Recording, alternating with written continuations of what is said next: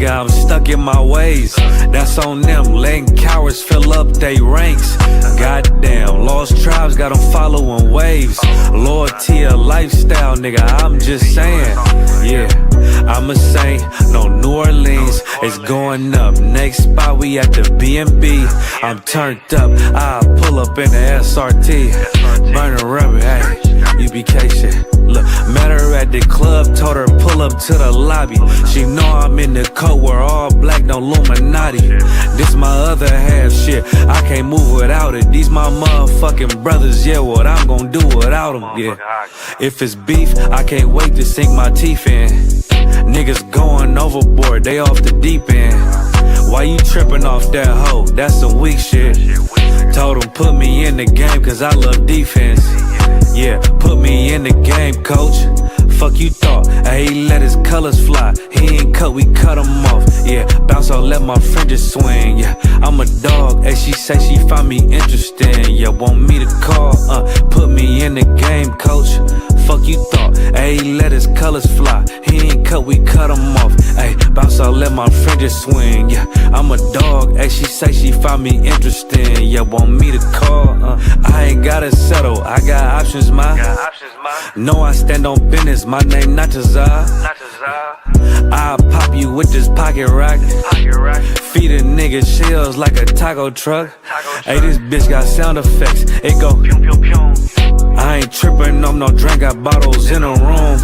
I'm in Durham, North Carolina, bitch, it's 12 a.m. Look at them, they ain't none of us, and we ain't them.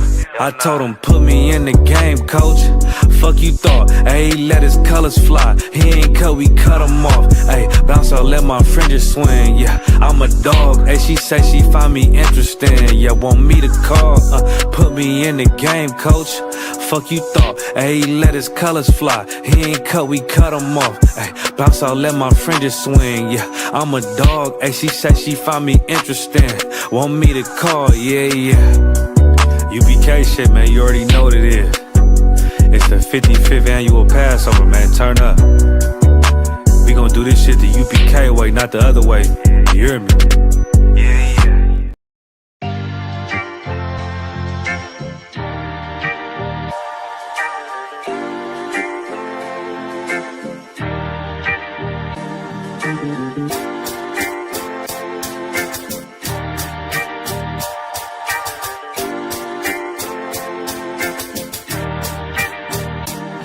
They said free the Palestinians, then celebrate the death of native Indians. How these other races gon' take us serious? They don't. It's silly thinking you can fight oppression with a vote. I'm so woke, I got sleep deprivation. Belly of the beast giving birth to a nation. You know how I feel to have culture and they take it. It'll never be peace, tell them free the reservation. Till it's backwards, they don't know that they exist no more. Ever try reaching out for help and you just get ignored? Pick up vices like drugs or try to fill a void. They get a youth life sentence for a killing, he was just a boy. Niggas poor, what we living for? Life a gamble, it's like 10 or 4. Police hands around your neck, they just hit record. We in war, man, this ain't the norm. But you don't know how I feel to be black. Yeah, you don't know how I feel to be black. Yeah, you don't know how I feel to be black. Yeah, you don't know how I feel to be black. Yeah, you don't know. Mama on the stage crying. She just lost her only son to gang violence. Pops level 4 yard talking through the fence. Have you ever tried to hug your loved ones through a fence? Have you ever been hated just because your skin? Have you ever worked all week and couldn't pay your rent? Life a trip, I'm trying to catch my balance. Every step feel like I'm walking backwards. Credit card, but God check the balance. I come from where it's rough, that's why my heart callous. They want you to fall weak, that's a war tactic. Look how we live, what's scary than that? What you know about crossing the Darien Gap? Risk your life to live in hell or bury your kids. Either way we gotta suffer and they just get rich. Life a bitch, why I waste time telling you that? Cause if you ain't a nigga like me, you don't know how I feel to be black. Yeah, you don't know how I feel to be black. Yeah, you don't know how I feel to be black. Yeah, you don't know how I feel to be black. Yeah, you don't know. Shalom, Israel. It's that time again. The I.S.U.P.K. under Commanding General YAHANNA presents the Lord's 57th Annual Passover. That's right, the Lord's 57th Annual Passover, April 4th, 2026 in Houston, Texas. All black Hispanics and Native Americans are commanded to observe the Lord's Passover. This will be the biggest Passover to date.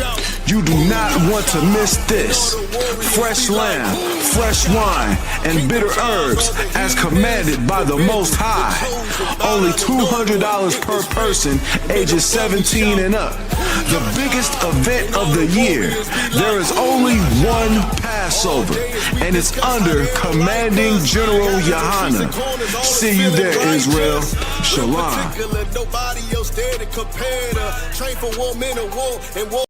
Hey, listen, brothers and sisters, man. If you like what you hear, hit the subscribe button, man. Subscribe to this channel. And also, please, go to isupk.com and pay your tithe. Drop me some cash so we can move around this planet like we need to, man, and do the things we need to do. Everyone west. Everyone west. Everyone west. Hey, Shalom, Yahweh, Bahashem, Yahshua, Brakatham to all the brothers, Yahweh, Shamar, Alathan, Bahashem, Yahushua to all the sisters.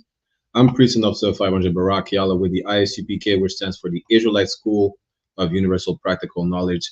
Start out of 1 West 125th Street, Harlem, New York, under Commanding General YAHANNA. You understand? Since 1969, I'll be telling you the truth about everything you need to know about, which is really your identity. Because your identity with your identity comes a culture. Knowing who you are, knowing what you should do, a code of conduct, right?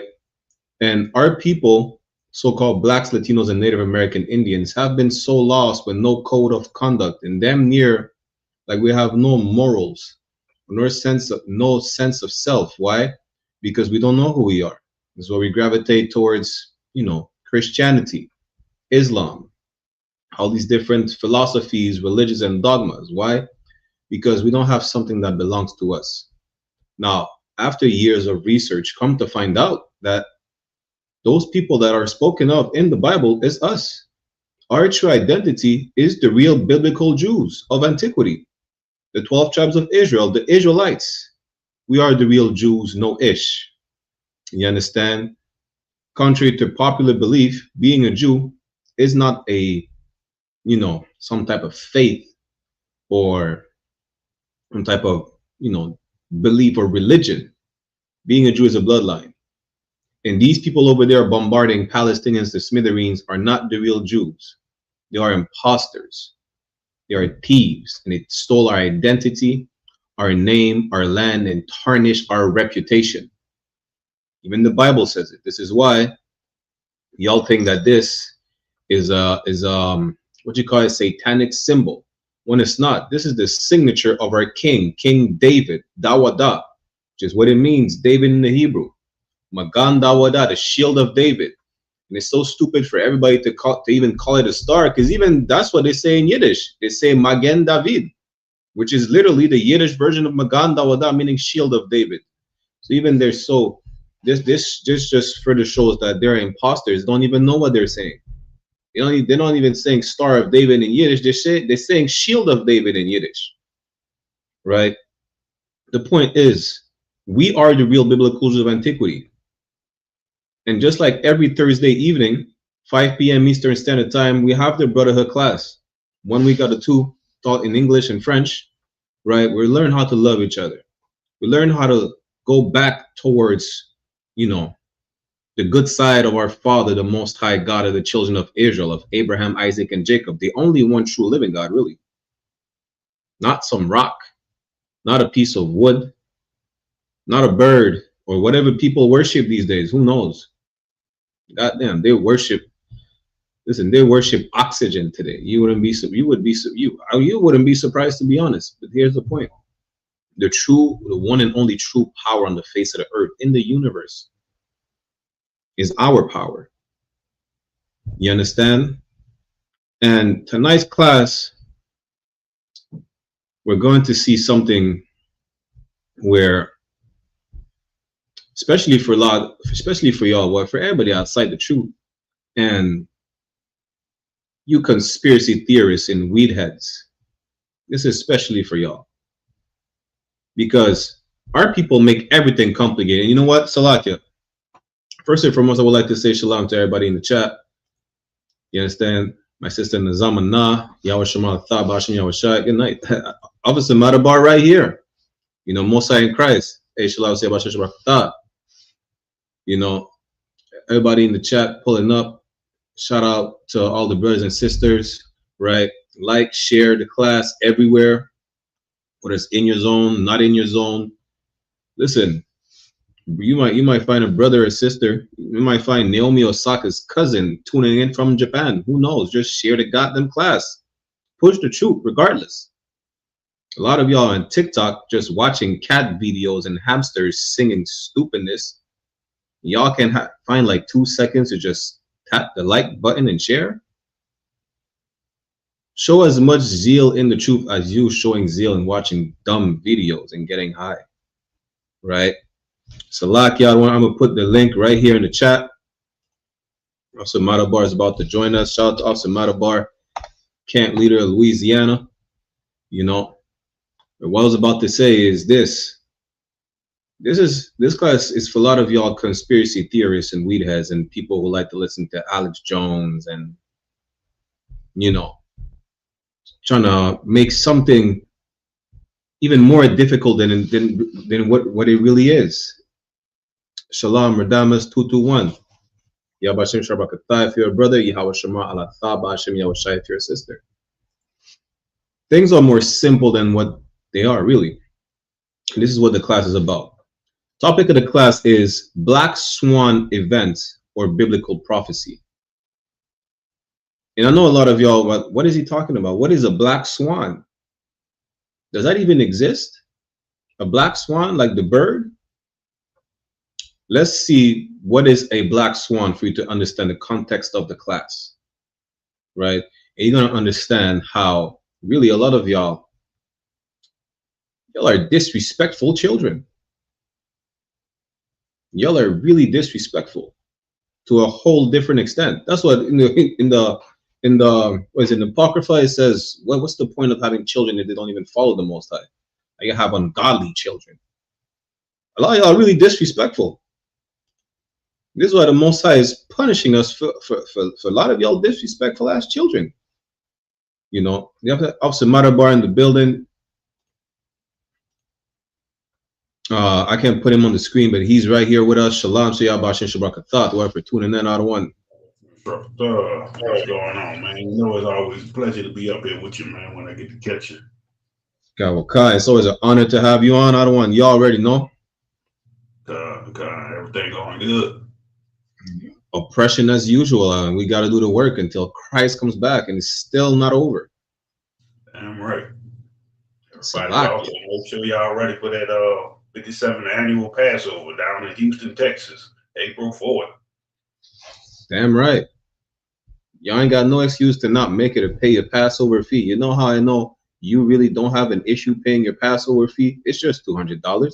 It's cheaper than the Jordans that you're gonna buy and mess up in a week. It's, you know, it's the same price as the weed that you buy all the time that you smoke in a week, in a day, and then go buy more weed for $200. How about you spend your money righteously into something that will give you life and not death? Think about it for a second. If you're able to think, that is. But Salaki, let's get back to the topic. Let's define what is a black swan event for y'all to be able to understand the climate that we're in and the topic in the context of the class, right? So I'm going to share my screen and I'm going to show you what is a black swan event. In Salaki, I don't want Officer Matabar, of course, if you want to chime in at any moment, sir. Ain't no sweat. I chime in whenever. Kawakan. Let me zoom in a bit. So a black swan event, let me see. There you go. Here's what's a black swan event. A black swan event is a rare, unpredictable occurrence with massive widespread impact, which people try to rationalize as predictable after it happens. A concept by Nassim Nicholas Taleb in his book, The Black Swan. Let me scroll down a bit more. No, you know what? Let me keep reading right here. Salakia. These events are characterized by being extreme outliers, having severe consequences, often financial or societal. Societal meaning having something to do with society, and being explained away with hindsight bias. Key examples include the 2008 financial crisis, the 9/11 attacks, and the COVID-19 pandemic, which fundamentally changed landscapes, but were unforeseen by standard models, which is the problem. This is the issue we're facing, right?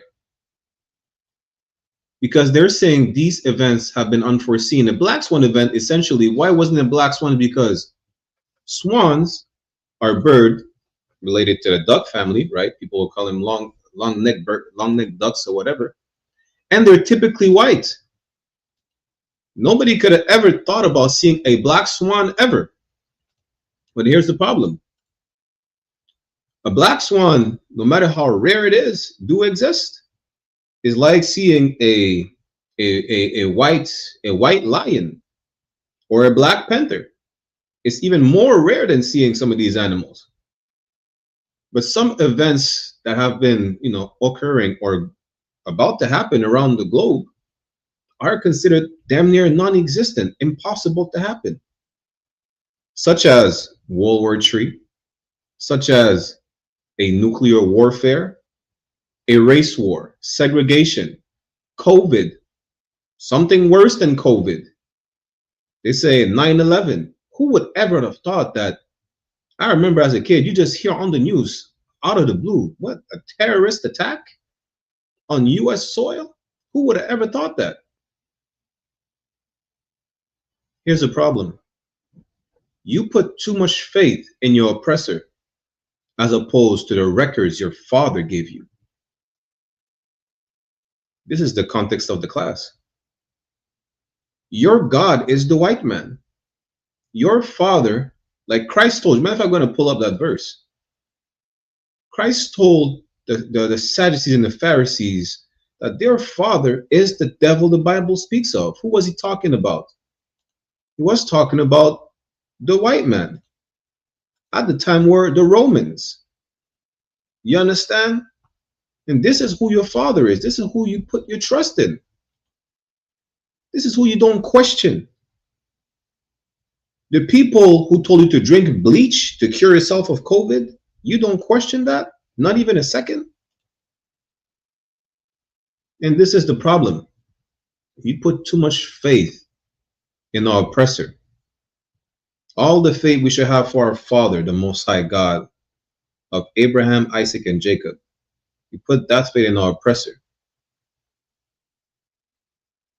And then we turn around and complain when, well, our enemy is lynching us. He's devouring us like the beast in the field that he is. Well, let me get the precept that when Christ told the Sadducees and Pharisees, they are of their father, the devil. Because this is who after whom they follow. This is the book of John, chapter 8, verse 44. Ye are of your father, the devil. We don't just, call our oppressor the devil because, we're at odds with him. No, because we don't call the Arabs the devil. The Chinese are not the devils. You understand? The Caucasian race is the devil the Bible speaks of. The Ishmaelites are the wild men the Bible speaks of. The Moabites or the Chinese are the washpot the Bible speaks of. Well, guess what? The Edomites, the children of Esau, the Caucasian race whom you call white people today, are oppressor. The oppressor of oppressors are the devil the Bible speaks of. Devil meaning deceiver. He's the lie on the face of the earth.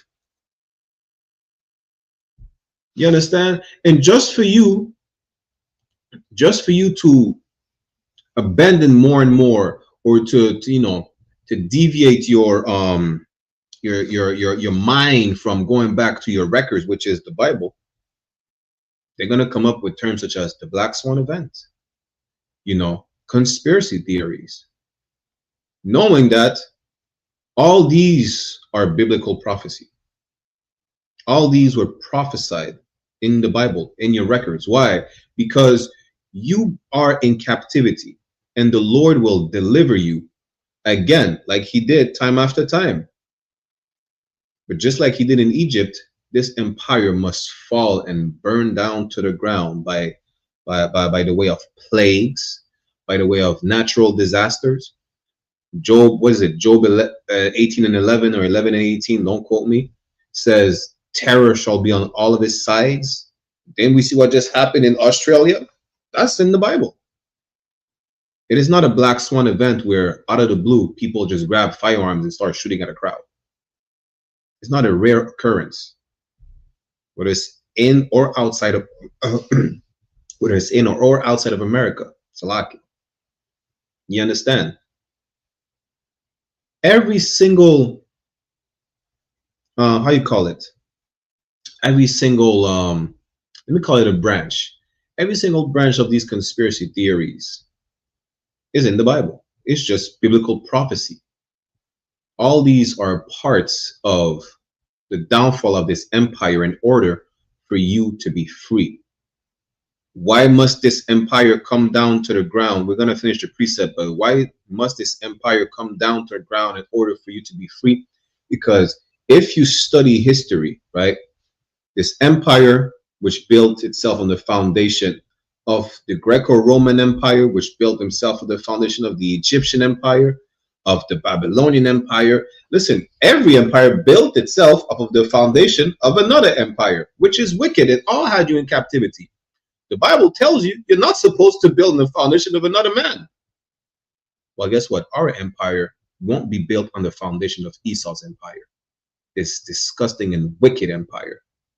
That's why it must be, eradicated from the face of the earth. That's what the Bible says.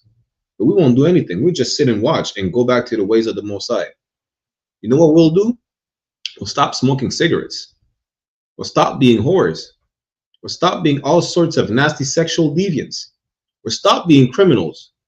As this empire falls down, we just go back into following the Most High again. Because that's all we have to do. And that's all we ever had to do. But let me go back to the precept and finish it. John chapter 8, verse 44. Ye are of your father the devil, which is why you believe in all these conspiracy theories, which is why you believe in these Black Swan event and trying to rationalize every single one of them. COVID happened. Why? Because of the 5G towers or some nonsense like that. Where's the next conspiracy theory? Apparently Trump wants to bring the 6G towers. Make it make sense. The white man told you the mark of the devil is a chip, and you're watching this class on an electronic device which has a chip. It's 2025. Whether or not you have a smartphone, you have a chip in your household because you probably have a home phone. I don't know how old you are.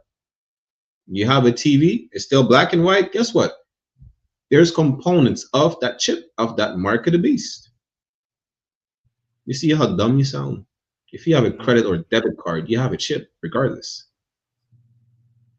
You understand? The problem is that as opposed to listening to the reasoning of your father, the Most High God, you listen to the reasoning of your father, the devil. Let me keep reading. And the lust of your father you will do. Everything they do, you want to do. That's why our sisters are whores, not because it's natural, because they want to be like white women. It's as simple as it is. Martin Luther King was a sexual deviant because he wanted to be like the white man, with the white man's trophy, a white woman by his side. I keep mentioning this book. Y'all go read the book, Black Skin and White Mask. I don't know how many times I read it. It tells you how our people, well, it's really more focused on the Caribbean islands. But when you read it, you can see it applies to our people, the 12 tribes. How our people trim their ways, like the Bible says. That's how you understand. This is biblical. Our people trim their ways to be like their oppressors on all levels. Doesn't matter if you're a Christian, you're going to bend to Christianity for what? To follow the Arabs who had you in slavery as well? So like it, sir. No, I say, you right what you're saying. They trim their ways because what is it, next week or the week after they about to get ready to celebrate Christmas. Good night. But they gonna lie and say a goddamn deceiver came, broke in their house and left presents for everybody. Like you gotta lie to your children and tell them that a so-called YT man left them some gifts. You won't even take credit for your goddamn self. That's how brainwashed you is. That's how stuck in serving your oppressor you is. That you gotta lie to your kids, but then you turn around and tell your kids not to lie to you. You got and the water out of one. Yeah, this is how crazy it is. Because I forgot I was about to mention that too, out of one. Damn. I taught a class last Saturday on the community center in Uptown in my city. How are you going to reject the Bible saying it's a wise man's book, but you turn around and celebrate Christmas? You understand? The Most High told you don't celebrate Christmas. The white man tell you celebrate Christmas. Matter of fact, let's hold on John real quick. Let's go to I'm gonna show you what you are when you celebrate Christmas, right? And you trim your ways to please your oppressor. Which one it is again? Let me show you 1 second. Bear with me, Baba Kushat.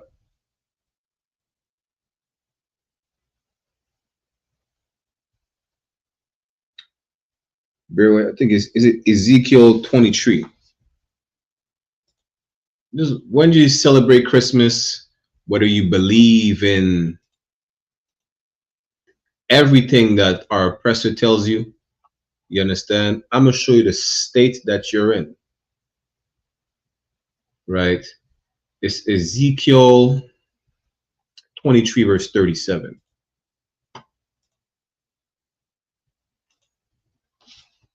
It says, Ezekiel chapter 23 verse 37, that they have committed adultery. It's talking about you following your oppressor's ways. It don't matter if you're the dogma. It don't matter if it's eating unlawful food according to scriptures. You know, joining the military. All of your oppressor's ways. Going against the Lord for what? To follow Alex Jones telling you about the Black Swan event. Going against the Lord for what? To fight for this country who lynches you the moment you come back, if you come back in one piece or in a couple pieces. They'll still find a way to lynch you, even if it's by whatever arm you have left. You understand? They have committed adultery and blood is in their hands. Why? If you go by what, according to the law, adultery is punishable by death. You understand? Adultery is, the blood is in the hands of the adulterer and the adulteress. And the Most High refers to you in some instances as his children and sometimes as his wife. Why? Just to show how disloyal you are. You are as disloyal as an adulterous wife when you fall out to these other nations, when you bow down to these other fake deities. You understand? That's why the Most High refers to you as a wife, just to show you how disloyal you are. You understand? He refers to you as a child, right?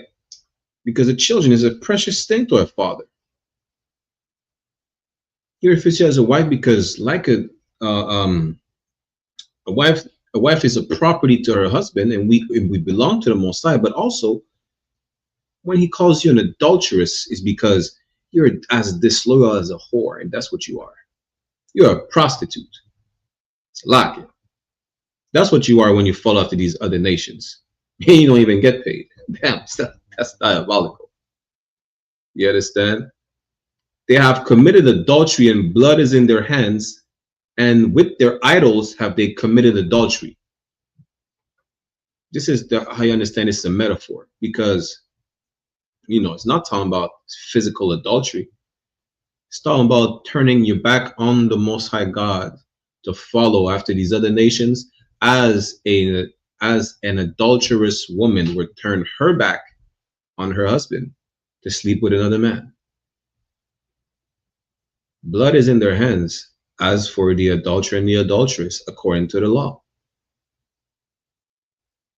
Let me keep reading. And have also caused their sons, whom they bear unto me, to pass for them through the fire to devour them. Listen, that's you telling your children, listen, you have to go enlist in the military, because you ain't nothing if you ain't gonna enlist in the military. You know, come to Christmas. Why? Because it makes me happy. Children don't give a damn about what the adults tell them. You know how I know? Because children don't listen. They don't pay attention. They have the attention span of a newborn puppy. The child has to be taught, and it has to be damn near implemented in him to follow Christmas, to follow all these customs that don't belong to us. Like, you tell a 3-year-old happy birthday, they can't even speak. They won't even remember those words. How do they know they have to celebrate their birthday every year? Because you make them do it. How do they know they have to celebrate Christmas every year? They don't, but you make them do it. You program them into sinning. That's how you sacrifice your sons. It's talking about your children. You sacrifice them, right? When I say, who didn't bear unto me, again, as the nation of Israel, compared to a wife, as we multiply, we bring forth children, and those children belong to the Most High. We sacrifice these children by what? By teaching them the works of voodoo, telling them where you should be proud to be a Haitian because voodoo freed the country. Meanwhile, that was propaganda by the French. Why? Because they were too embarrassed to say that the people who they have as slaves beat them, were smarter than them and stronger than them. That's why. Yes, I ain't gonna be too long when we get back to the topic of the class, but that's just heavy how Officer Badabar just brought this out. You understand? Y'all want to talk about the white man this, the white man that, and we shouldn't follow the Bible. Y'all gonna go celebrate Christmas next week. Y'all gonna expect a fat white child molester to come down the chimney in the middle of the night while you are asleep to bring what? Gifts to your child? And a matter of fact, I think one of them just got arrested for like child pornography or molesting children at the mall. He was crowned the best Santa of the year. Damn, y'all really hate your children, and it shows. Because all you have to do is turn back to the Lord to protect your children. As opposed to that, you know what you do? You turn back to the most profane fornicator, who's Esau, which is the biblical of the Caucasian race. And then you're shocked that your children are hurt. You're shocked that Santa Claus is a child molester and that you let your child sit on his lap. We're not shocked because we know the nature of our oppression, that we should not follow them. You understand? It's a lot, y'all.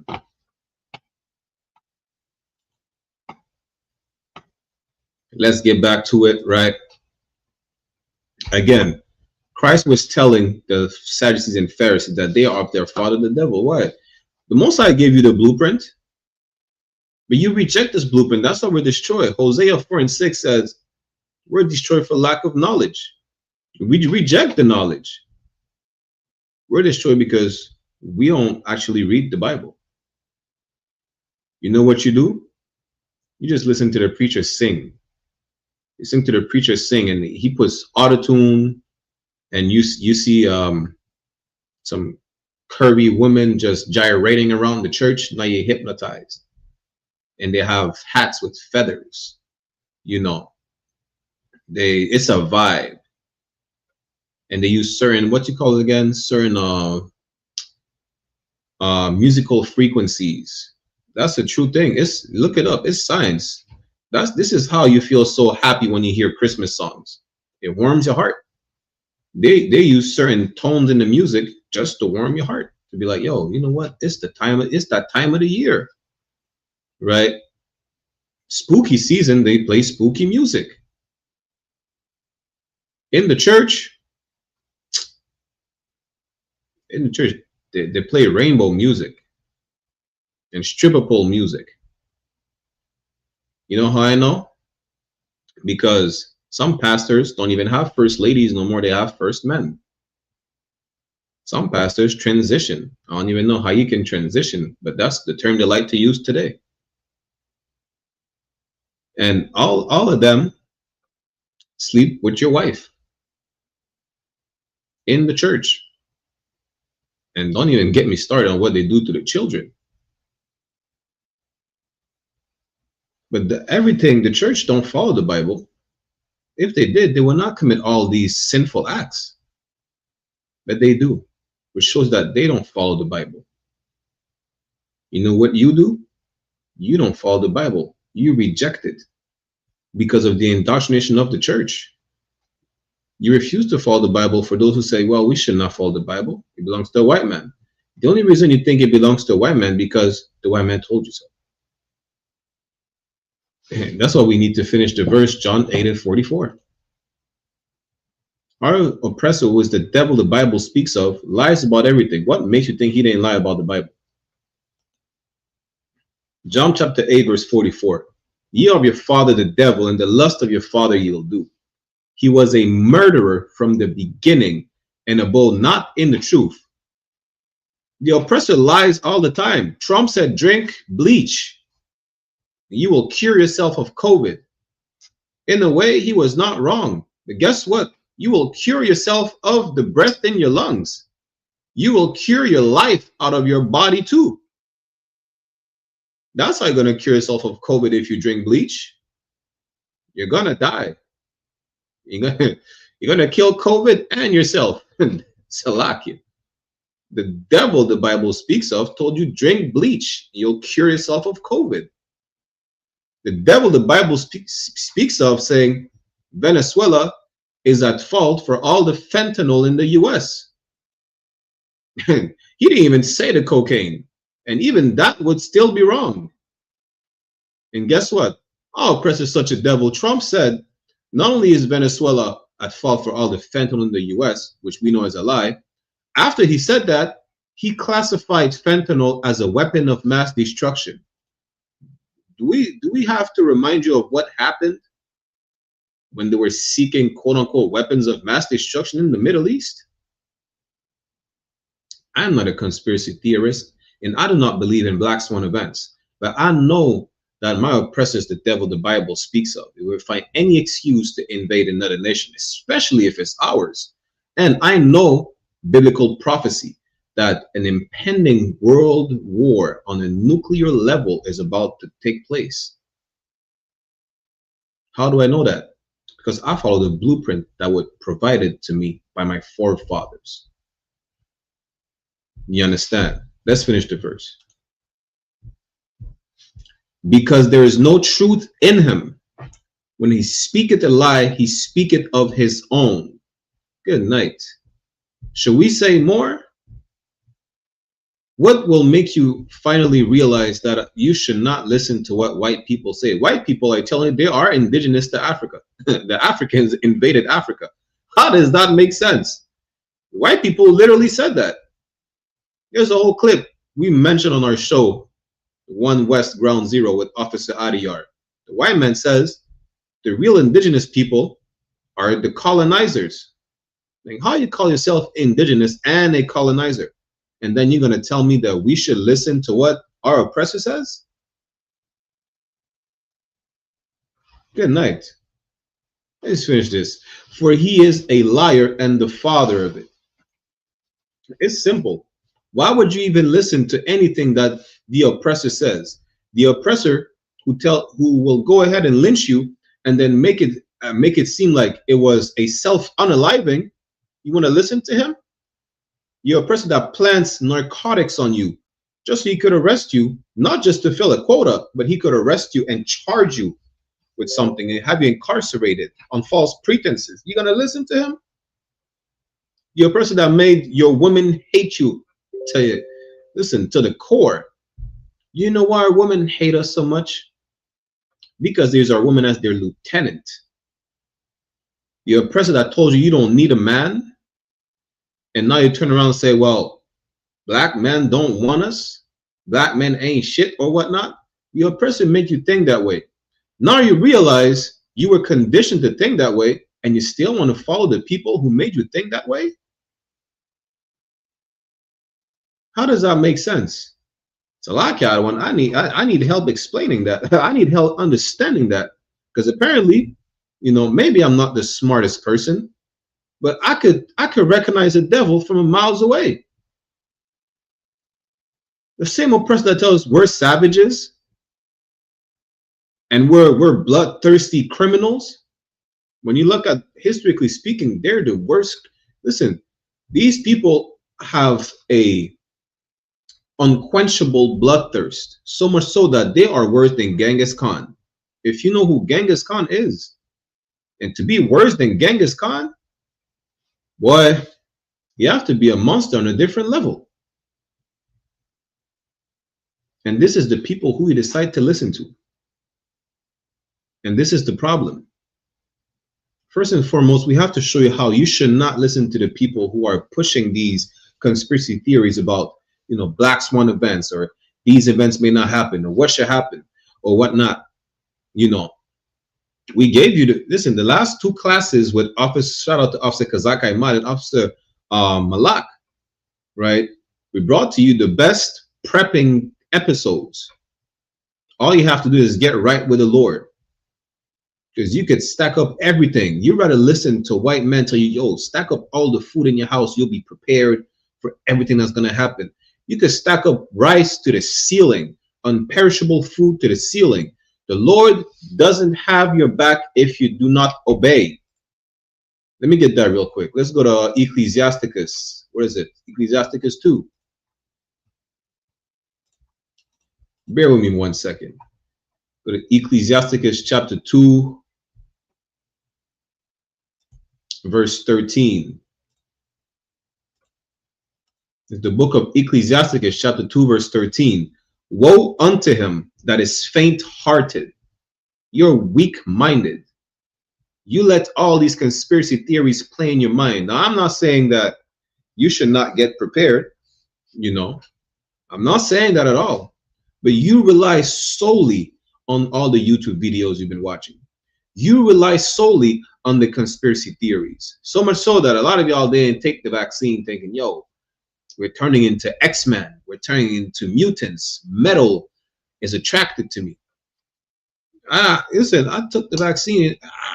You know what? My superpower was to be trying to, you know, turn into a fireball or something like that. So like the torch, like the human flame. You know, I can light a fire with matches. That's it. But I can't turn myself into a fire. I can't breathe underwater after the vaccine. I cannot be a physical magnet. Y'all listen to all the conspiracy theories because you're weak-minded. You don't trust in the Lord with all your heart. You don't. You trust in the white man, though. You trust in the white man. So much so that he made you believe that he infected you with syphilis. He made you, he got you to not come to the doctor anymore. If you're dying of some type of disease and your only choice is to come to the doctor, like, no, I ain't going to the doctor. White people are going to set me up. I know. I'm a French Benjamite. No French Benjamite trusts going to the doctor. After we got poisoned by the French, you know, and we have the highest rate of prostate cancer in the world, a French Benjamite will tell you, I'm going to eat grass before I go to the doctor. I have, what is it? I don't know. I have eye cancer or something like that. I'm gonna dip a hot, I'm gonna take a washcloth or some compress, right? I'm gonna take a gauze, dip it in like hot lemon tea and press it against my eye, and I'm gonna get rid of the cancer. I kid you not. That's Benjamites. That's West Indian people. Why? Because our oppressor pushed so much fear in us that we think he is God. We don't trust anything that is not black. Well, what is black? The Bible is black. That's what you should trust. God is black. You don't want to trust anything because it's not black.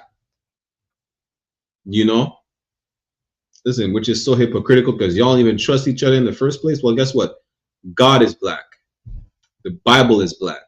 Christ is coming back. He's black. You know how I know I know Christ is black? Because he's been saying he ain't back, but he ain't back yet. The white man is always on time. That's how you know Christ ain't white. The white man is always on time. The white man is early, double time. Christ will be back. He will deliver you from your chains and your captivity, and it's going to be a horrible sight to see.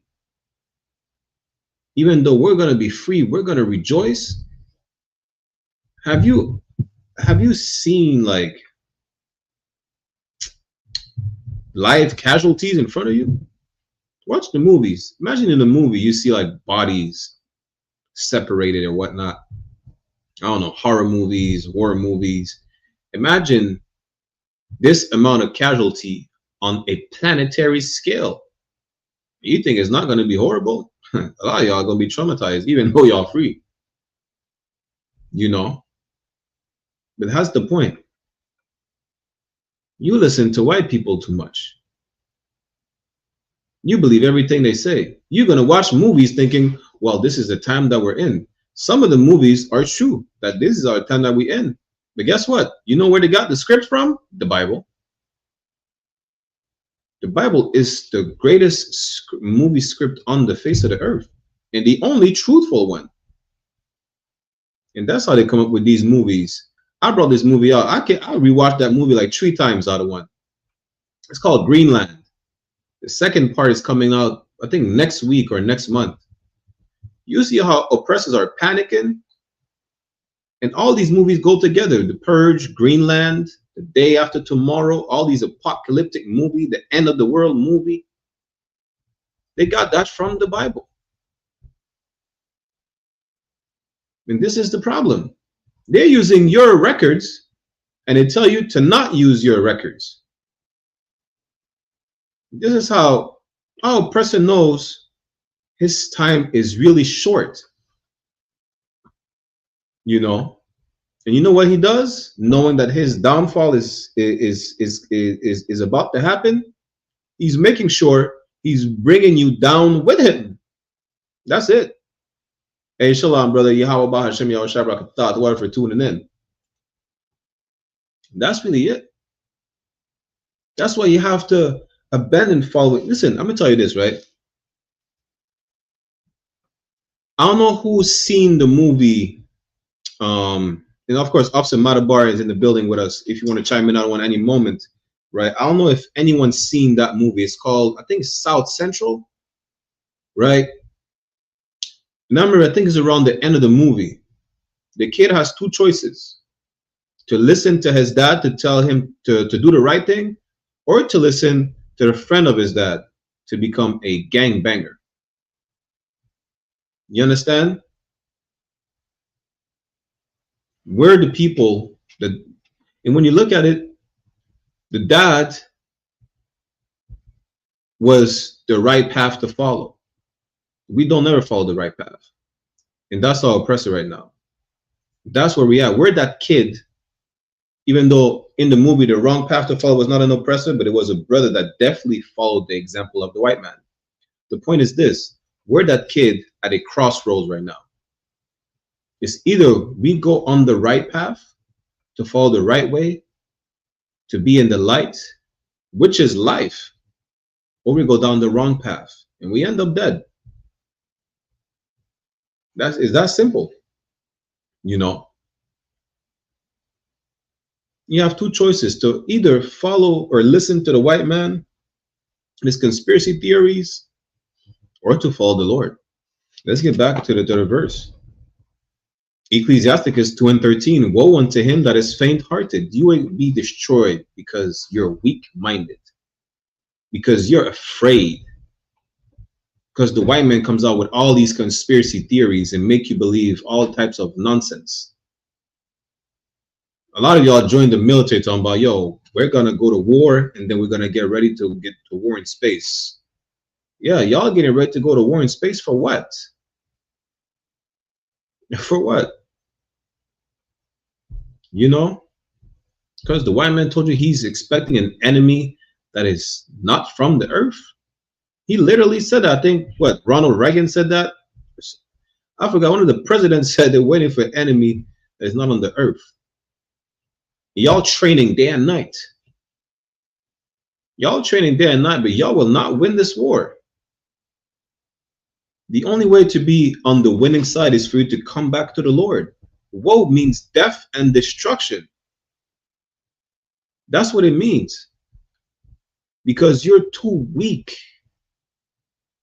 And the problem is, you don't realize how weak you are. You know why? Because you trust in the white man's military parade. That's what it is. The white man makes a show of power and you trust, you know, his military assets. You trust in the show of his artillery. It don't matter whether it's brand new artillery or not. It don't matter if it's sophisticated, old school, or AI. That's what you put your faith in. You know, now come to find out, the Lord don't give a damn about that. You think Christ is going to show up with a bazooka and an M16? Christ is chopping these heads off. Old school. He's cracking the sky with 200 million nigga angels. Think he gives a damn about a 45? Christ trusts in the Lord. He's showing us the right way to do the thing, to do the right things, which is just trust in the Lord. Woe unto you that is faint-hearted. Again, we're not saying don't get prepared or whatnot for these famines that are coming, you know, but what are you gonna do? Stack up the food to the ceiling. You may have all the food in your house, and guess what? Because you don't trust in the Lord will not protect you from the thieves. They're gonna come and rob you. Let me finish that real quick. For he believeth not, therefore shall he not be defended. The Most High won't defend you. It says the Most High is a buckler to those that walk in his way. A buckler is a shield. Shield is defense, protection. If you're weak-minded, which is what it means to be faint-hearted, right? Most High won't protect you. You'll be at the mercy of these thieves and murderers and who knows what they want to do to your wives and children. You'll be at their mercy because all you have to do is listen to the Lord. Let me jump down to verse 17. Ecclesiasticus chapter 2 verse 17. They that fear the Lord will prepare their hearts. If you fear the Lord, which is to follow the law, right? You'll prepare your heart, not the one that's beating in your chest cavity. It's not about your mind. So when you're faint-hearted, it's your mind, you're weak-minded, and it's the same. When you have a dark heart, you know, you have a bad mind. You have a, what did it say? A cœur de pierre. How do you say that in English? Cœur de pierre. Damn. A heart of stone. That doesn't mean that your heart is physically granite. Your heart is not a sediment. It just means that, you know, you're like a brick wall. You're harsh. You may need to show more compassion. That's what it means. So it's not a literal heart, but you will prepare your mind if you fear the Lord, because you know what comes with disobeying the Lord. And if you don't know, well, you should be in these classes right now. You should come learn what happens when you disobey the Lord. What happens is you need to come to class because you don't know that you should follow the law. You don't know brotherhood. You were robbed of your identity. Why? Because you did not fear the Lord, and he did not protect you. He let these nations enslave you. It's tough love, but it had to happen so we could learn our lesson. Just like, listen, you tell your kid, don't play with the fire, and then you see him playing matches, they're like, oh, I told you many times, don't play with the fire. The moment you get burned, hey, Lord be with you. It's like it, you know. You keep reading that they that fear the Lord will prepare their hearts and humble their souls in his sight. You don't be boasting about, you'll humble yourself. You don't be boasting about, yo, none can happen to you or whatnot. Listen, the Lord will bring you up and reward you just like he could bring you down and test you. You just pipe down, Relax for a second. Just be humble. Be glad that the Lord has, listen, especially in the time that we're in right now, in this grace period, be glad and thankful. The Lord has mercy on you. You understand? Be glad and thankful that you get another chance. Don't be like, well, I came into the truth. Now I'm saved. The Bible don't even say that. I don't give a damn. The Bible don't say that. The Bible says, he that shall endure till the end is saved. You have to endure till the end. Prepare your heart to endure until the end and humble yourself. You understand? Let's go to verse 18. Ecclesiasticus chapter 2 verse 18 saying, we will fall into the hands of the Lord and not into the hands of man. Why? Because the Lord will protect you. If you prepare your heart, and if you fight your demons, and if you don't be faint-hearted and fail to obey the Lord, or if you drop back to that dark place full of demons and you can't fight, and you let them win, now you go sinning again. You don't know what will happen. All this food that you stacked up to get prepped for a famine or World War III, someone's going to come steal it. Why? Because you were too weak to not smoke cigarettes. That's why. You're so weak you couldn't stop yourself from smoking a cigarette. It attracted someone, like someone's in that house smoking. Whatever they're smoking, they're in there. They might have something I want. And these people will come in your house and rob everything. The point I'm making then is the Lord will protect you, not the oppressor. Let's finish the verse. For as his majesty is, so is his mercy. You understand? The oppressor will not protect you. You know what the oppressor will do? He will leave you to die. He will leave you for dead.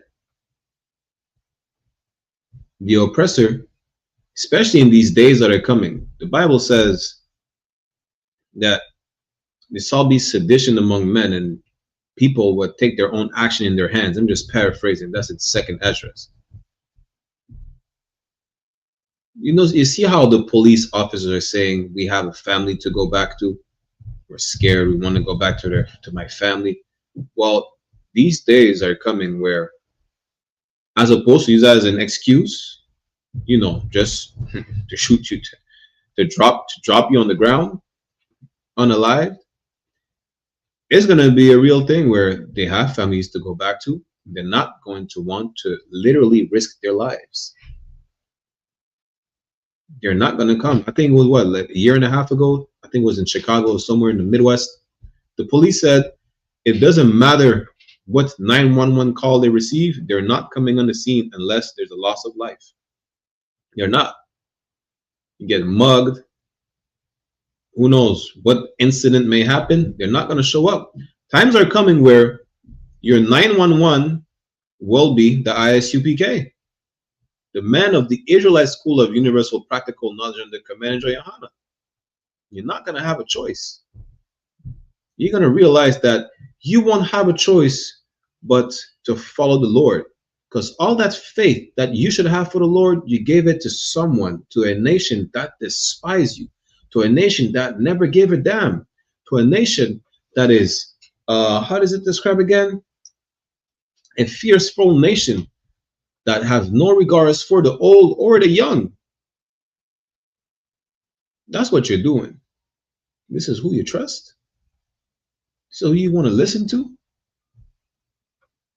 Ask them what's about to happen. Ask them what's the next so-called Black Swan event, because I can show you right now what's about to happen.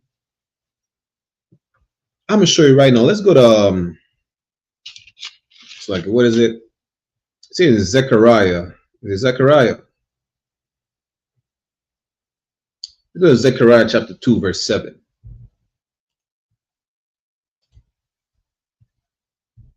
I'll show you what's about to happen and why is it about to happen.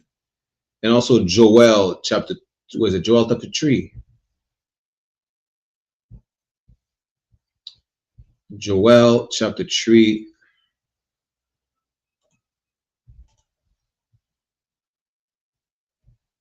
Matter of fact,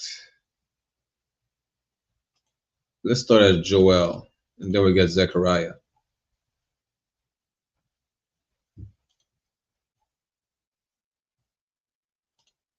Joel chapter 3, verse 1.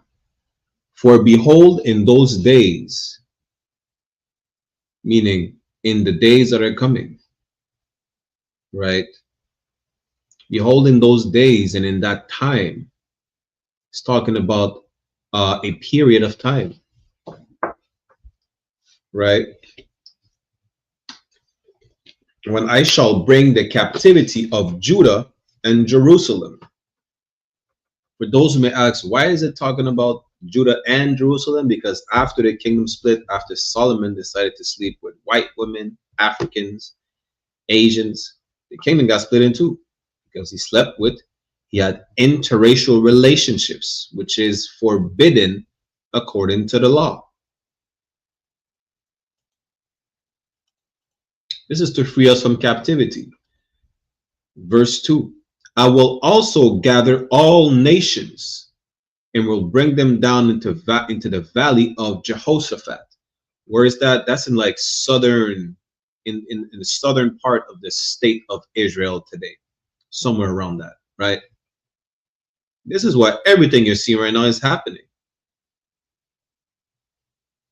This is where the final showdown will be. This is why over there it's like the epicenter of the conflict. Why? Because this is where the final showdown will be. Everybody will be over there. You understand? Just so we could be freed from our captivity. This is not a Black Swan event. This is a prophecy for World War III. That's prophesied in the Bible. And I'm going to show you nuclear war in the Bible. All these that you would call Black Swan events, that you would call conspiracy theories not likely to happen, are biblical prophecies. Russia taking back Ukraine was prophesied thousands of years ago. Before your great grandmother was in chains. Imagine that. Before the American Revolution. This was prophesied before the transatlantic slave trade happened. Biblical prophecies were here before the Black Swan events, and your father told you so. But you refused to listen to your father, the Most High God of Abraham, Isaac, and Jacob. You decided to listen to your father, the devil. You decided to listen to white people who told you to not listen to your father. Just like all these hoodlums that tell you, don't listen to your parents. Smoking weed is cool. Now you smoke weed listening to the hoodlums on the block and you're a drug addict. Or your parents trying to protect you. You're saying, no, I want to be cool like them.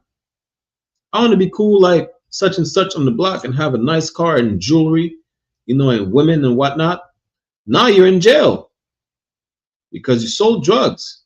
You probably unalived someone. Who knows what you did? I could tell you what you didn't do. You didn't listen to your parents. Just like you didn't listen to the Most High God. Let's get back to it. Joel chapter 3 verse 2, I will gather all nations and will bring them down into the valley of Jehoshaphat and will plead with them there for my people and for my heritage Israel. That's why they're about to unalive each other from all sides, north, east, south, west, northeast, southwest, whichever sides. Bombs are going to be flying, bullets are going to be landing, bodies are going to be dropping. Why? Because they had you in captivity. Because you're in chains. You are still a slave. That's why. Under them, all these nations. You are oppressed by all these nations. They have put their hands on you. And just like a good father would protect his children and defend his children, he's coming to our rescue. He's sending our king, our leader, to come deliver us. But these things must happen before he makes his entrance on the scene. You understand? This is why all these are happening. There's no such thing as a black swan event. But there is such thing as biblical prophecies, which we are seeing unfold every day. Let me finish that and we'll go to Zechariah, right? Whom they have scattered among the nations and parted my land. That's why they're going to go to war. World War III will happen for one sole reason. To have you delivered from captivity. This must happen. This empire must come down to the ground in order for you to be freed from captivity and in order for your empire to be risen up, built from a new foundation, which the blueprint is right here in the Bible, in your records. Let's go to Zechariah chapter 2. We start at verse 7.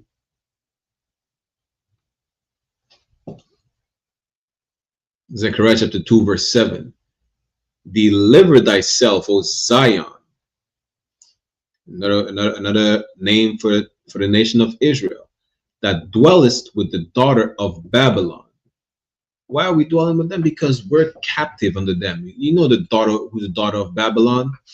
Babylon, which was the capital of the Babylonian Empire, which is the capital of our oppressor's empire right now. Babylon the Great, the daughter of Babylon, is America. You understand? This is what the daughter of Babylon is. Babylon fallen like never before.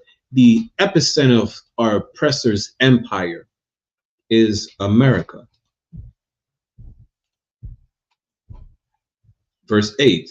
For thus said the Lord of hosts, meaning the Lord of armies. Why? The Lord is a man of war, the Lord of hosts. And you think I would trust the white man's army when my God is the Lord of hosts? My God is the Lord of armies, and I would have to, put my faith in an army that he could obliterate at a snap of a finger, as opposed to him? I would have to put my faith in an army that was created as opposed to the creator? Make it make sense. It's a lot. Zechariah 2 and 8. For thus said the Lord of hosts, after the glory had he sent me unto the nations which spoiled you. All these nations which rob you till this day. That's what being spoiled is. They spoiled you. They robbed everything from you. They stole your people. They stole your culture. They stole your women, your children, your land, your language, your identity. Listen, it's still not enough. They stole everything and they still want more, right? After the glory hath he sent me unto the nations was spoiled you, for he that toucheth you toucheth the apple of his eye. You know what the apple of his eye mean? La prunelle de ses yeux in French. Is the most precious thing for the Lord. That's why it's happening. You're trying to rationalize these black swan events. You're trying to rationalize and find a reason for, you know, the society collapse, Bitcoin, the Chinese, BRICS. The Muslims are saying, well, Islam is multiplying across the face of the earth. They'll take over. The China is saying they're the next superpower, you know.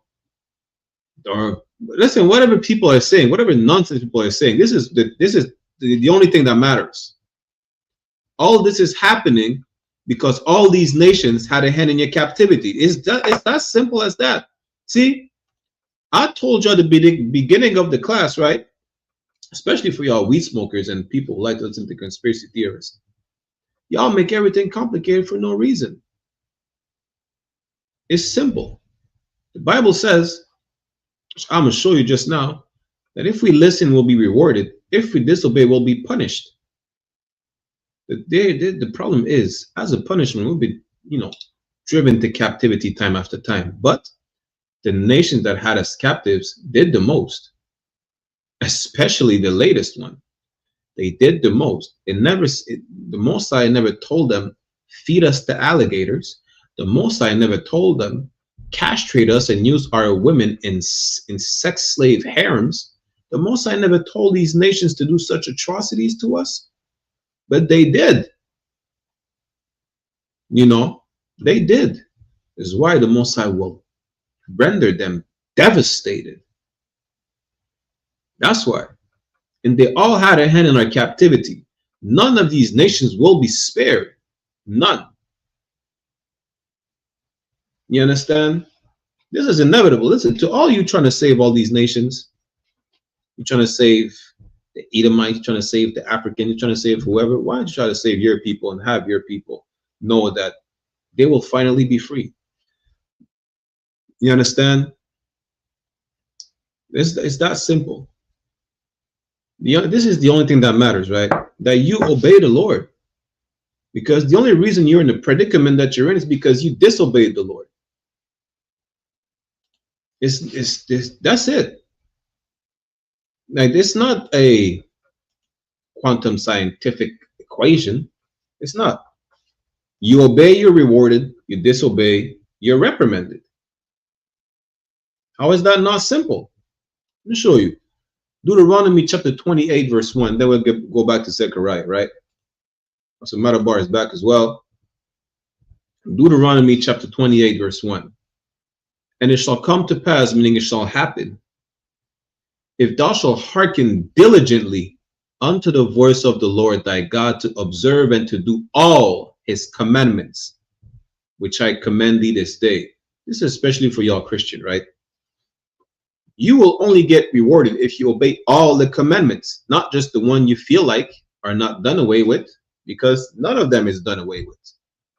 You hypocritical Christian who obey and listen to white people. But that's besides the point. The point is this. This is what happens when we obey. That the Lord thy God will set thee on high above all nations of the earth. Pretty self-explanatory, right? You obey, you get rewarded. With what? With dominion, rulership. That's what. What happens if you disobey now? Verse 6, verse what? 15. Deuteronomy chapter 28, verse 15. But it shall come to pass, if thou wilt not hearken unto the voice of the Lord thy God, to do all his commandments and his statutes, which I command thee this day. Now the opposite of verse 1. Verse 1, if we obey, we rewarded. Verse 15, if we disobey, that all these curses shall come upon thee and overtake thee. It's that simple. We're cursed today. High blood pressure, black on black crime, no knowledge of self, no heritage, no language, being disrespected every day by these nations. We're cursed. And we know we cursed. You know how we know we cursed? Every time something bad happened to black people, it's like, God, why? Why is this happening to me? Why is this happening to us? You will know why if you read the Bible. You would know why if you would stop listening to white people that tells you the Bible is a white man's book. You would know why if you came to class. Listen, I cannot make it more simple than that. I try though. I can't. I make it as simple as possible for anyone to understand. A child would understand this. Guess what? We're the children of the Lord. You should be able to understand that. But you refuse to. Because, and I don't necessarily blame you at all, oppression is bad and does a number on us like it's unbelievable. A lot of us come from different walks of life, have been through all types of things in our lives, you know. So I don't want to say from the most minor things, because you don't know how it affects a person on an individual basis, but I know how it affects a nation. You know, a lot of us need hours, days of counsel, which is what the men of the Lord is for. You know, not to shade anything that any brother or sister is going through, right? But a lot of y'all reject the knowledge. You would rather live in your pain than be free.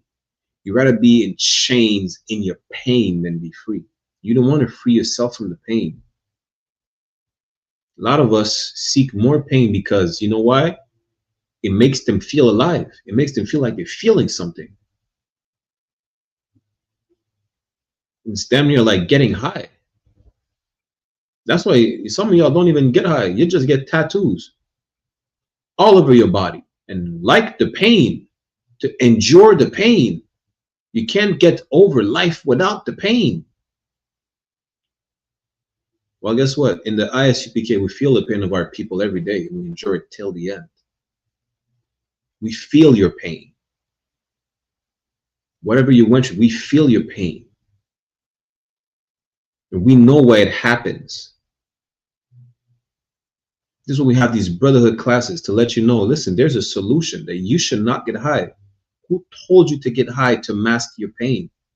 You're gonna get high, you're gonna forget about the pain. The high is gonna come down, you're gonna feel the pain again, and then you need to get even more high, to the point where you build up a tolerance for whatever narcotic you consume.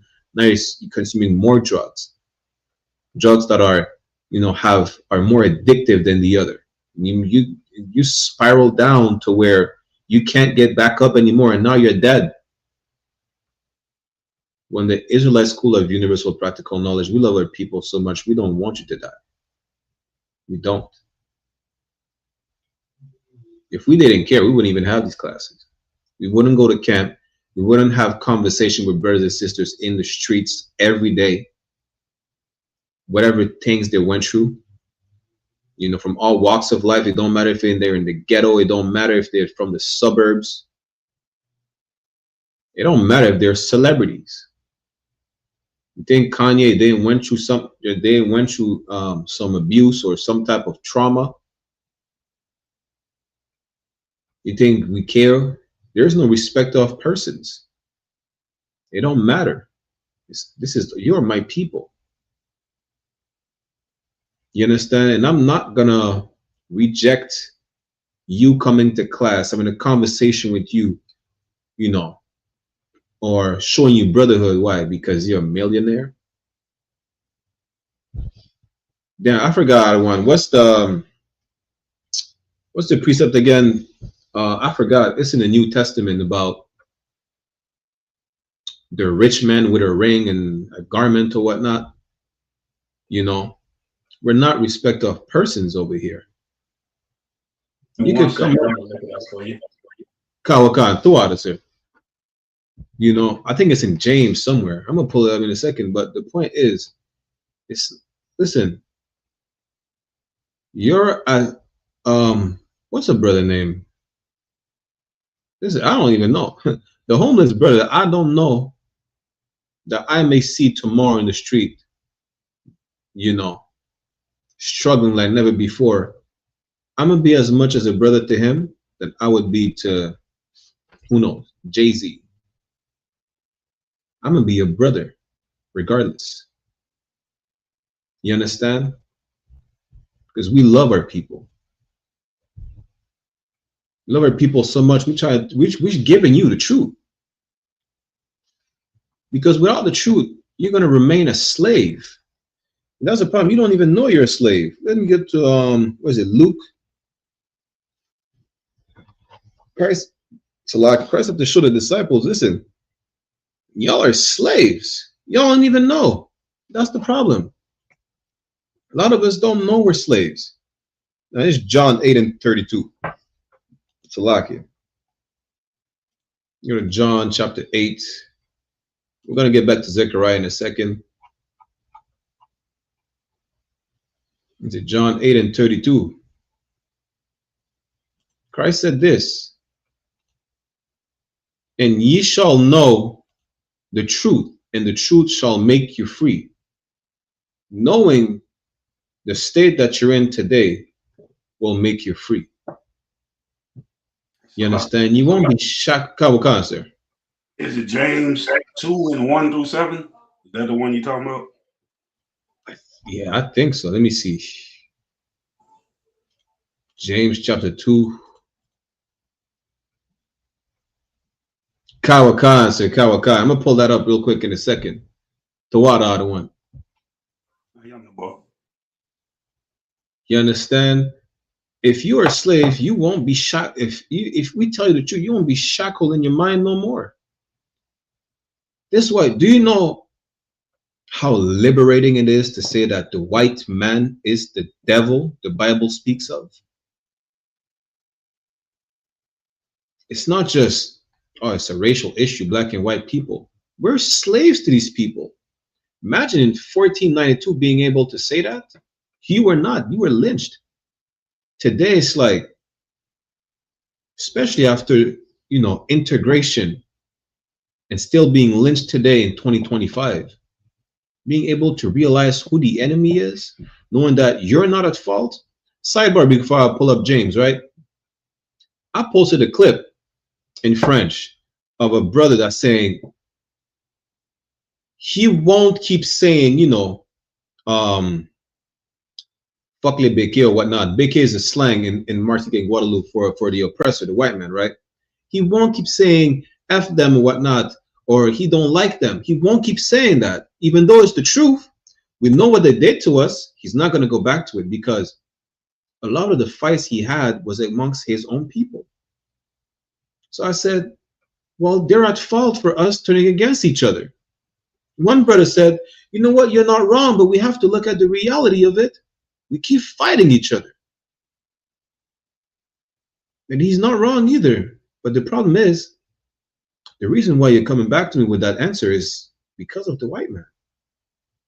The white man is responsible for everything. And this is what we don't understand. We're to a point where Commander General YAHANNA said it best. Right? I'm just going to paraphrase what Commander General YAHANNA said. We're conditioned to the point where we make ourselves the scapegoats. We blame ourselves for everything.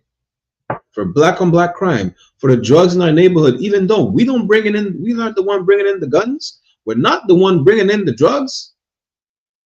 But we blame ourselves for everything. And even though we know the conditions that were set around us are not by us, we still going to blame ourselves. This is why it's so important for you to be able to say. Say it right now. As you're watching this class, say it with me. The white man is the devil the Bible speaks of. It'll make your teeth whiter. You won't even have to go to the dentist no more. It will get rid of cavities. We might grow. Listen, you're toothless. You're going to grow some teeth back. Say the white man's the devil the Bible speaks of. In French, in Spanish, in English. Blanc maintenant c'est diable. L'homme blanc est le diable dont parle la Bible. El hombre blanco es el diablo que habla la Biblia. Say it in Portuguese. Hombre blanco é o diabo. Just say it. It will be delivering yourself. Because now you have to start examining, why did I say that? What does devil mean? Why did I say that? Is he really the devil? Is he not? Because I know some good white people. I know you know some good white people.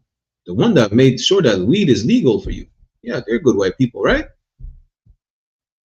The one that you befriended in jail, who probably are the reason you're in jail in the first place. I know they're good white people.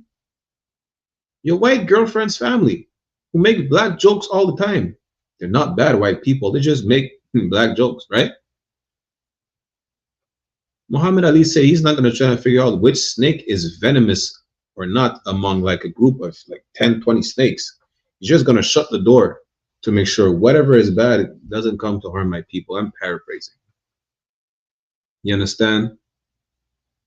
If you don't know the truth, you're going to remain a slave. You're going to keep believing in these black swan events. You're going to keep rejecting the Bible, which is not a white man's book, which is even more diabolical. I'm not going to reject the Bible and say we shouldn't read the Bible. It's a white man's book. How many of y'all niggas read The Art of War and they ain't complain it's a Chinese man book? What's the thing again? Y'all disgusting, nasty. I forgot what's the thing called.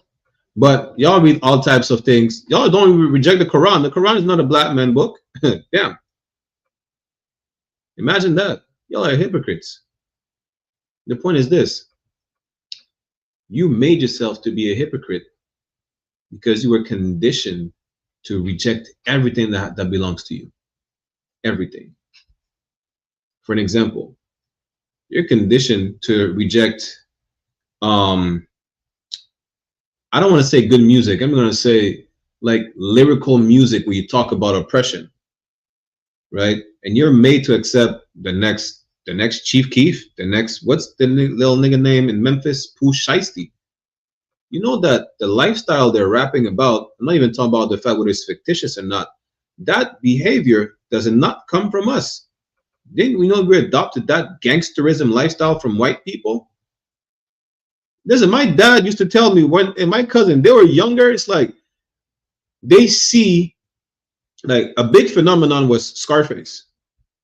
After Scarface, everybody wanted to be Tony Montana. Everybody. Scarface was, damn, a movie about some Italian portraying to be Cuban, right? Smuggling all the cocaine in the world, made us want to start selling all the cocaine in the world. That behavior is not our behavior. Homosexuality is not natural behavior to you. Or as a matter of fact, any sexual deviancy. Being a whore is not, natural behavior to you. Listen, everything that's black, we reject. And we accept everything that is not.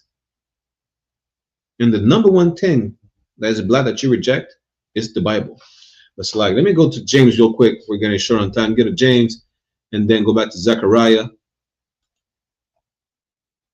It's the book of James, chapter 2, start at verse 1. It says, my brethren, have not the faith of our Lord Jesus Christ, the Lord of glory, with respect of persons.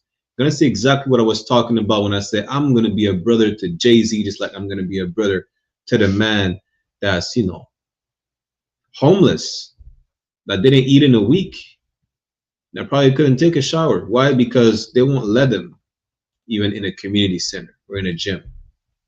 Now, I'm giving you an example because I've seen it. It happens. Verse 2. For if there come into your assembly a man with a gold ring, in goodly apparel, and there come also a poor man in vile raiment. If Jay-Z comes to class right now, if who else? Lil Wayne or yeah, you're from Louisiana, I don't want to lag it. Birdman with gold ring. Birdman, young NBA boy.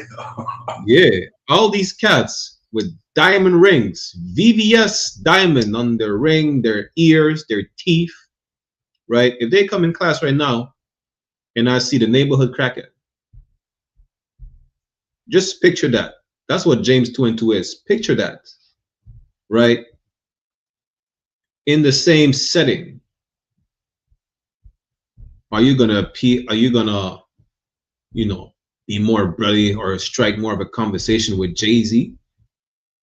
Are you gonna Salakia. Is that how they say in English? They're gonna suck up to him? Pause, no diddy. You know? Is that what you're going to do? Let's see. Verse 3. And ye have respect to him that weareth the gay clothing. Good night. That speaks for itself. Salakia. That speaks for itself. Now, for those who don't know, before the Rainbow Mafia abducted the rainbow, and the word gay means something happy. That's literally what it means. Right? And say unto him, sit thou here in a good place, and say to the poor, stand thou there, or sit here under my footstool.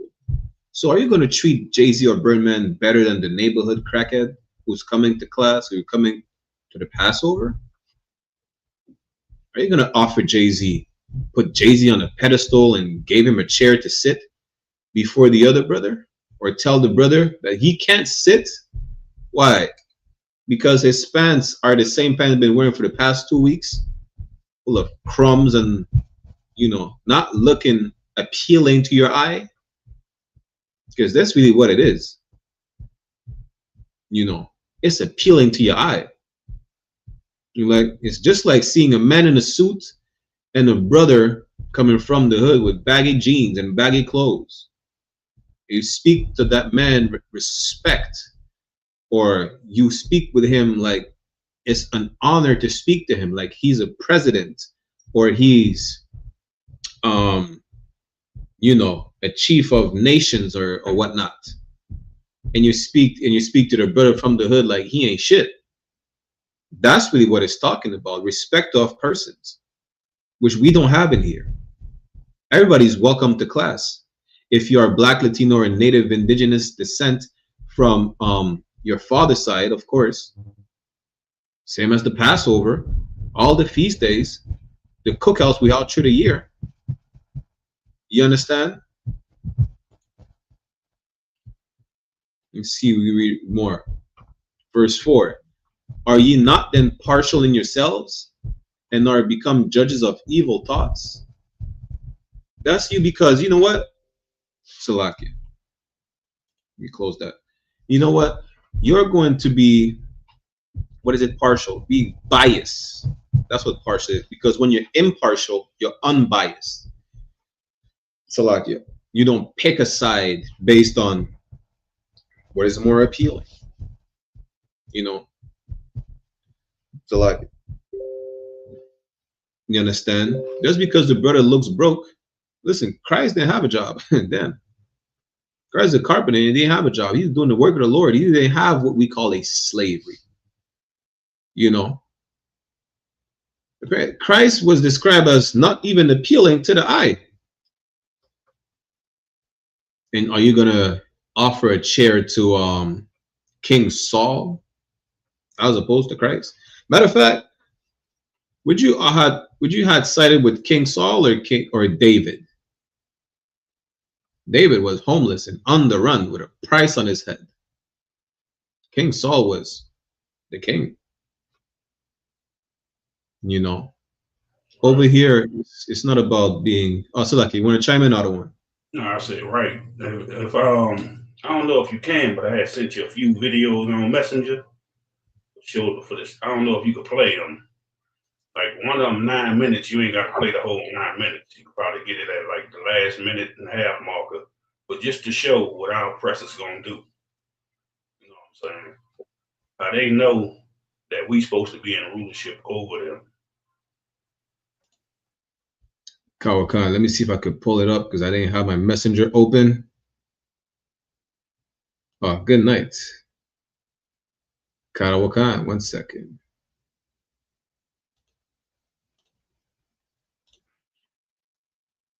I'm gonna save it literally for the last segment, just for time's sake, I don't want, but Most High in Christ.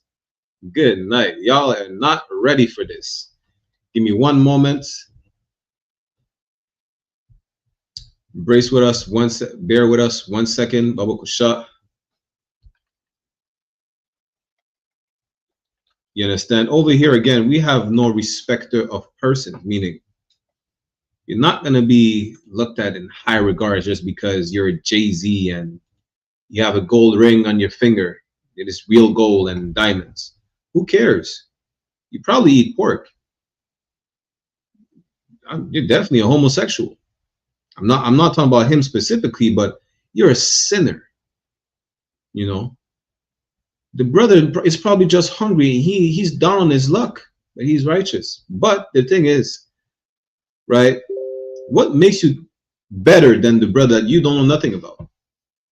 That's like these purple churchgoers, purple sodomites. They're saying they don't feed the homeless.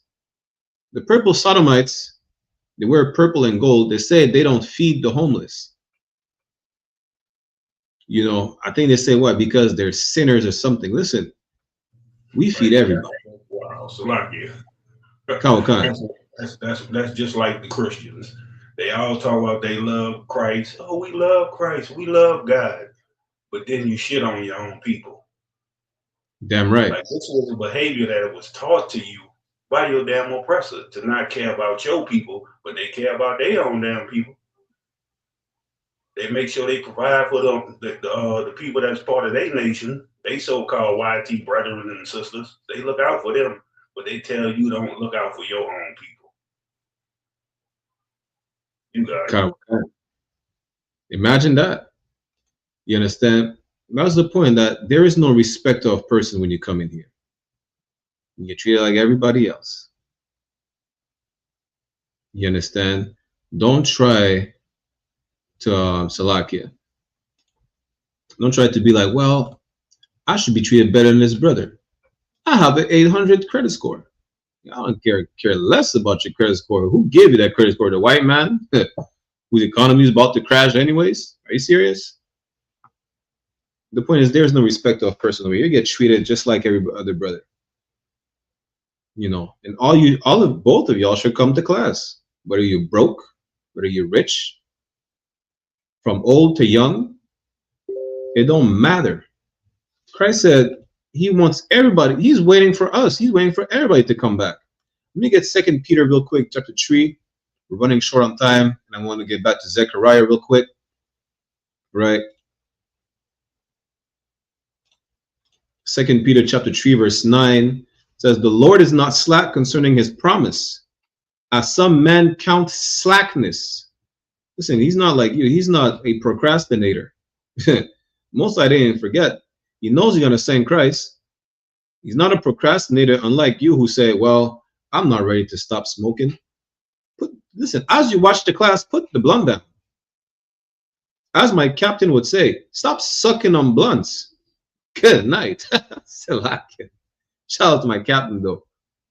But time to change is right now.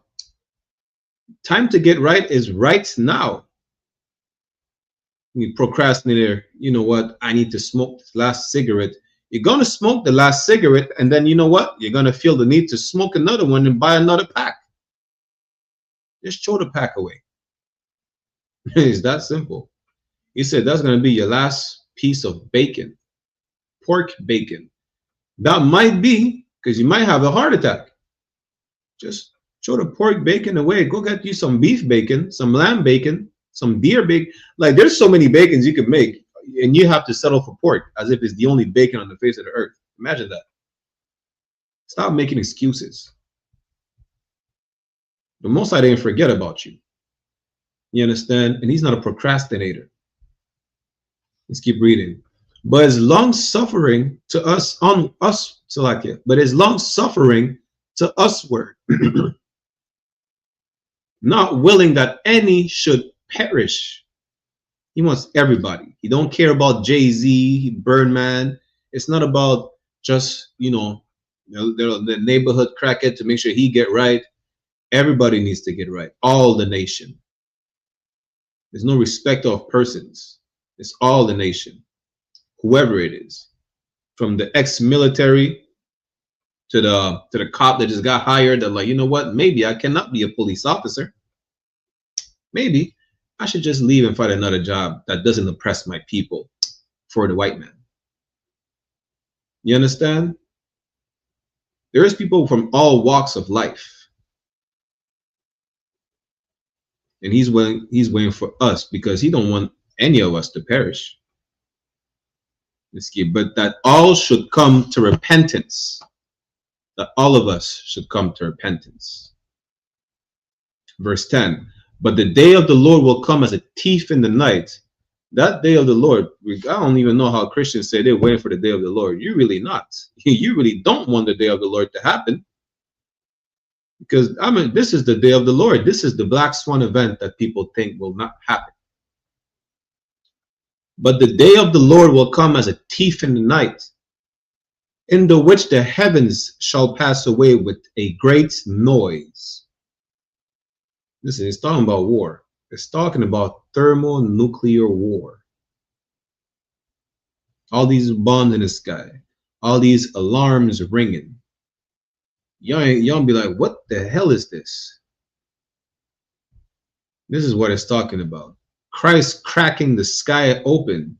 He's not going to be quiet. You think you loud kicking in the door? Christ is going to crack the sky. The hell with kicking in the door.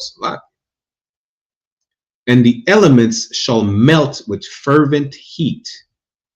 That's nuclear war. It's not a black swan event. This is biblical prophecy.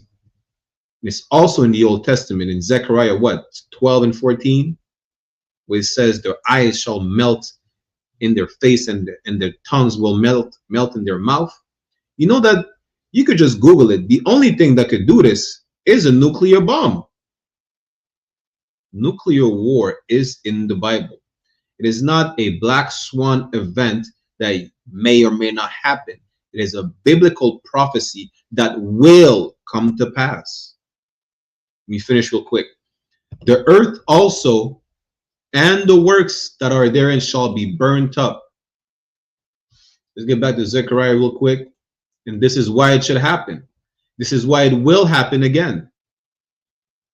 Zechariah chapter 2 verse 8. For thus said the Lord of hosts, the Lord who is a man of war, the God of hosts, the God of armies. You understand? After the glory had he sent me unto the nations, which spoiled you, for he that toucheth you, toucheth the apple of his eye. The most precious thing to the Lord. The most precious, the only people that he cares about. You know what they did to us? They skinned our newborn babies alive and fed them to alligators. They still hang us to the neck by today. You understand? They scalped our men and women. So much so that a lot of indigenous communities, you know what they're saying? They're saying they had a matriarchal society. That is a lie. They had a patriarchal society. And when they started having a matriarchal society, it's because all the men are gone. Dead and gone. Why? Because how oppressive the goddamn devil the Bible speaks of. That's why. Just like he removed the black men in the black household, he removed the Hispanic men in the Hispanic household. He removed the native men in the native household. Now, who think they run the show?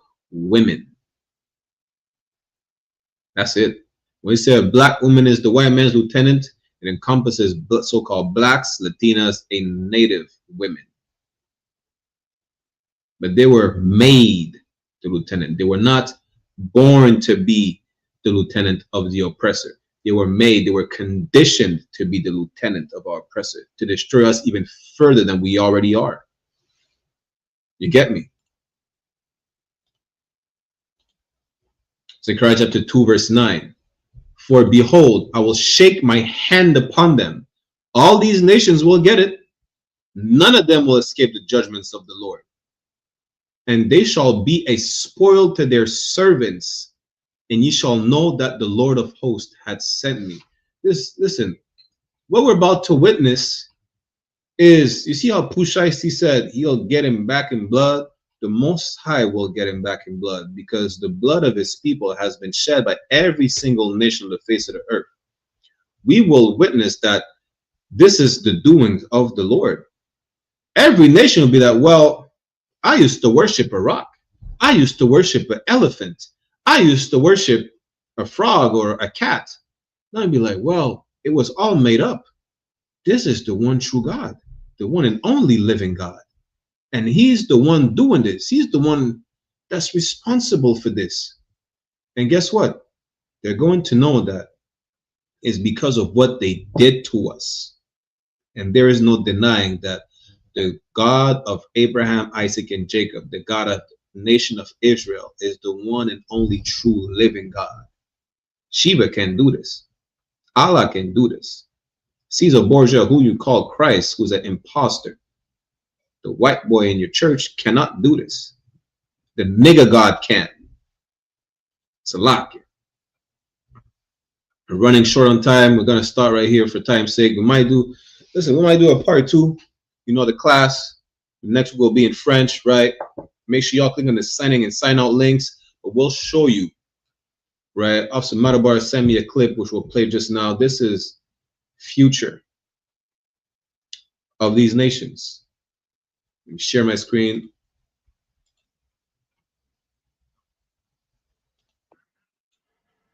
Hi. Nico says she want to bow down, kiss the boots of the men of the Lord. Is that right? Yeah. Most High Christ will give Isaiah 49:23. They shall bow down to thee with their face towards the earth. And So you got to bow down on the ground. Yes, sir. Let's make sure we can see. You show the angle. Okay, yeah. Can you see? Oh.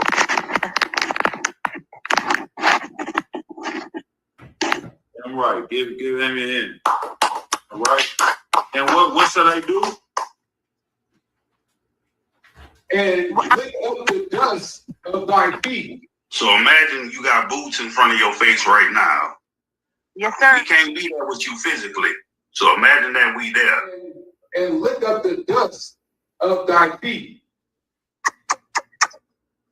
Man, most High Christ.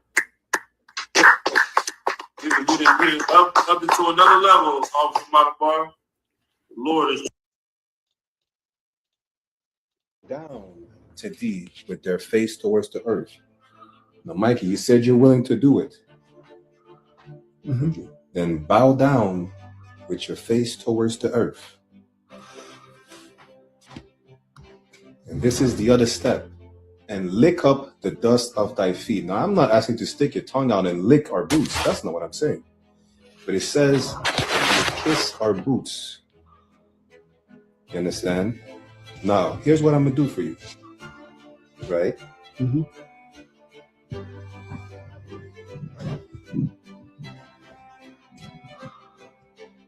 Would you kiss the boot of the descendant of the slave that your people had in chains? Yes, sir.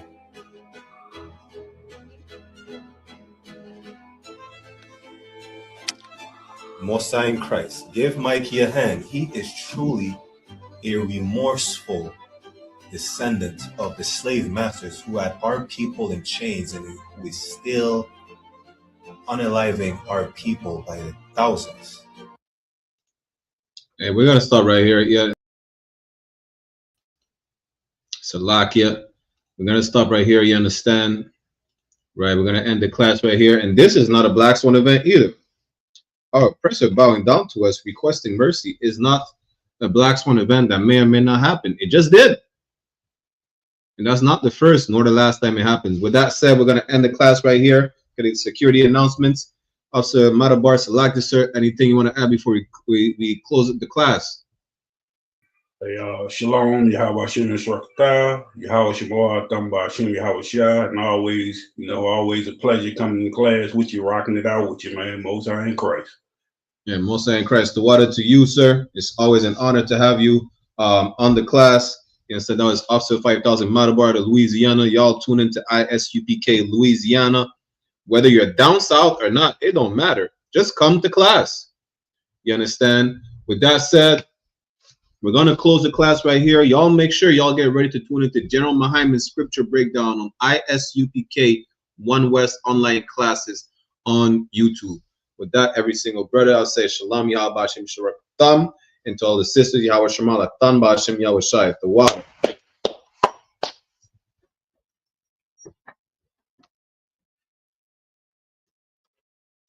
This is the ISUPK security announcements. We are the I.S.U.P.K. started out at 1 West 125th Street, Harlem, New York, under Commanding General YAHANNA.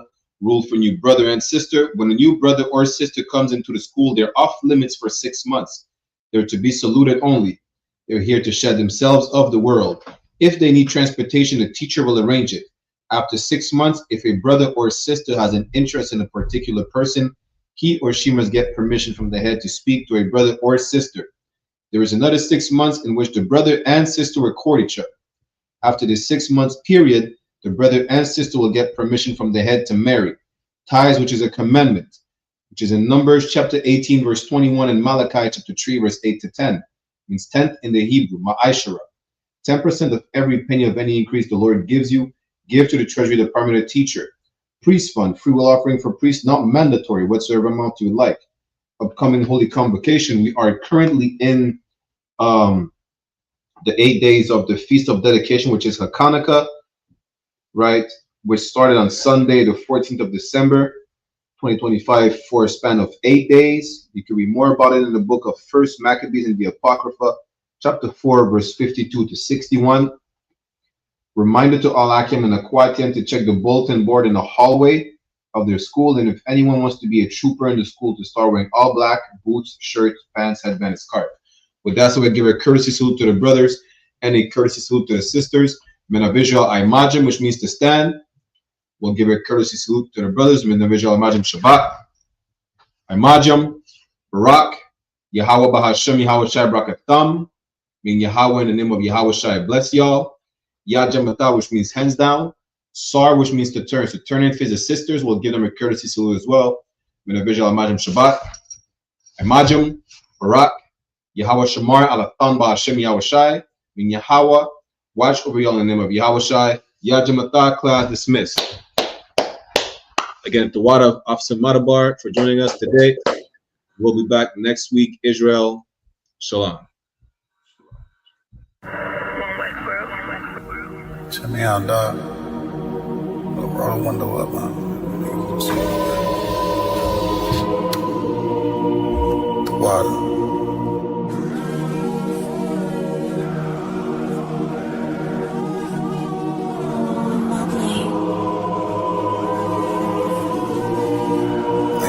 Brother, the son of a king.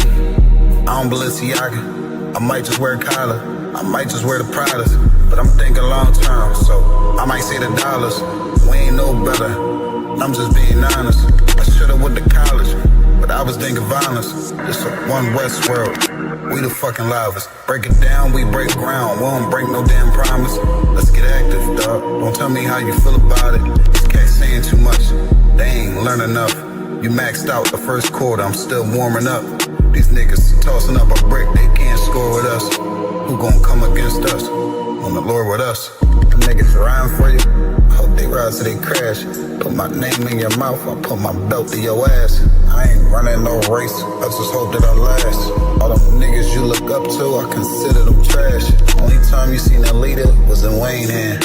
Niggas will dap you, then pop you with the same hand. I'm a main player, I stick to the game plan. He don't really fuck with you, that's your main man. We them niggas came through and made your city hot. Yup, said he in the field, but he really not. And I ain't casting no stone, I just let him rock. And that's the kind of story they gon' read about. But if it's war, it ain't no tapping out. Grip still heat, spit like a dragon off.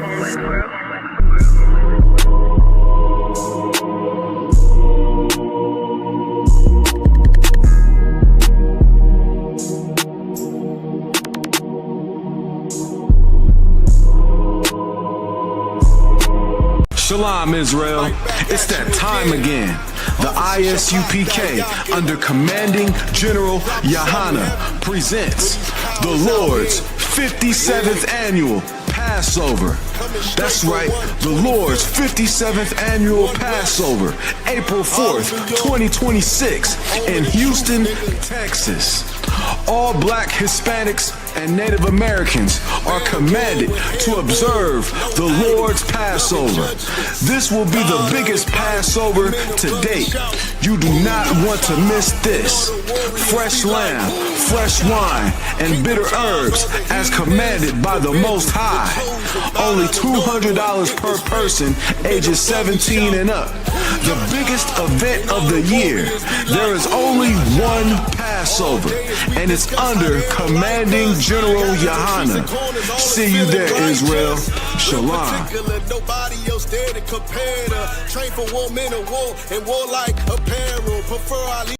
Hey, listen, brothers and sisters, man.